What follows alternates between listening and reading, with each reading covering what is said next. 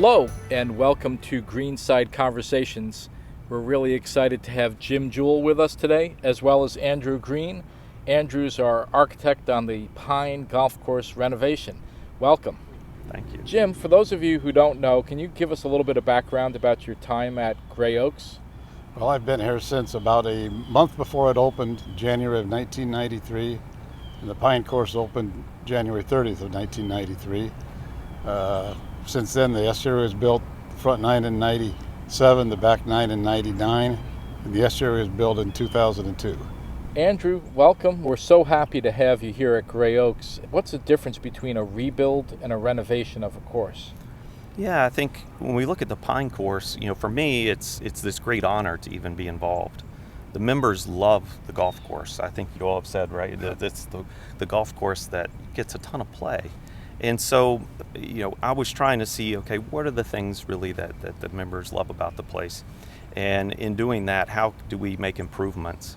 And so when you're talking about a rebuild and a reconstruction and a renovation, restoration, there are a lot of different words. And I'm not sure I want to necessarily put a huge label on it, other than to say that the idea is that we just want to enhance it and make it better for the members and make sure that we're protecting the things that they love. And so I guess it kind of lends itself somewhere in that renovation kind of world, just because there are a number of things that need to be resolved and problem solved that probably are a little step beyond restoration. Jim, the Pine's the most popular course with the members. Why do you think that is? Andrew was saying, gets a lot of play. It certainly does. Well, why do you think it's the most popular course? Well, probably the first course most of the people played. It's more playable. It's more of a northeast or a North Carolina type of look with pine trees on each side. The other two are one's completely strategic, like the estuary, and the Palm is more a tropical look with pine trees and waste areas. But the Pine is very playable because there's not a lot of problems in front of you. It's straightforward. Hit the shot, roll it up on the green, and you can play the hole. It's not a kind of course where you go out there and lose 6 balls in the first 4 holes and you can't wait for lunch. Well, Jim, you haven't seen me play golf, so that's Andrew. How do we keep that? How do we keep that as the most popular course and still renovate it to a higher level? Yeah, it's an interesting question. I think it really starts with the idea that the Pine Course has a great mixture of holes as they sit now. When you look at the property from an aerial perspective, you see that it occupies a great portion of the northern land here at Gray Oaks. And so then it lends itself to holes that move through the property. Yes, there are a lot of holes with houses on both sides, but they're turning directions and moving in such interesting ways that really was one of the things that attracted me. And so that certainly isn't going to change. In fact, the whole routings and sequence are all very much intact and something I want to build upon. Then I think it's really respecting kind of that older feel of the golf course, that everything's out in front of you. I don't see anything needing to be over-designed in any shape or fashion. The greens should be receptive to the ball rolling onto the fronts. The greens have shrunk over time, so certainly getting them back out to an adequate size that allows for all the play as well as a lot of variety is certainly a huge thing that we're looking at. And then the bunkers, there are 4 acres of bunkers out there. Yeah, it's a lot of sand. Oh my gosh, that's a lot of raking that has to happen. It's a lot of raking. And a lot of that sand is kind of out of position for the modern player. Some of it isn't very thoughtful. It's just kind of put as like guardrails maybe. So we'd like the bunkers to be more thoughtful. And then it's really just making the golf course drain and function properly. So much of this is about the infrastructure that needs to be updated. The golf course is 30 plus years old, and there are a lot of those components that have just worn out and need to be addressed.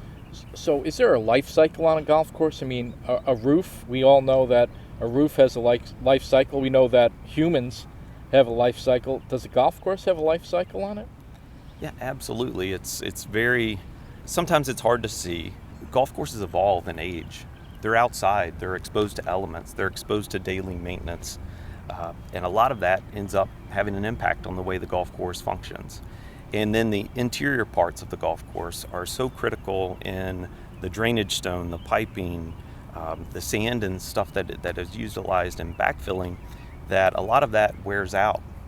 It just can't function forever. You see collapsed pipes, sinkholes, a number of issues with the drainage system that most certainly needs to be addressed.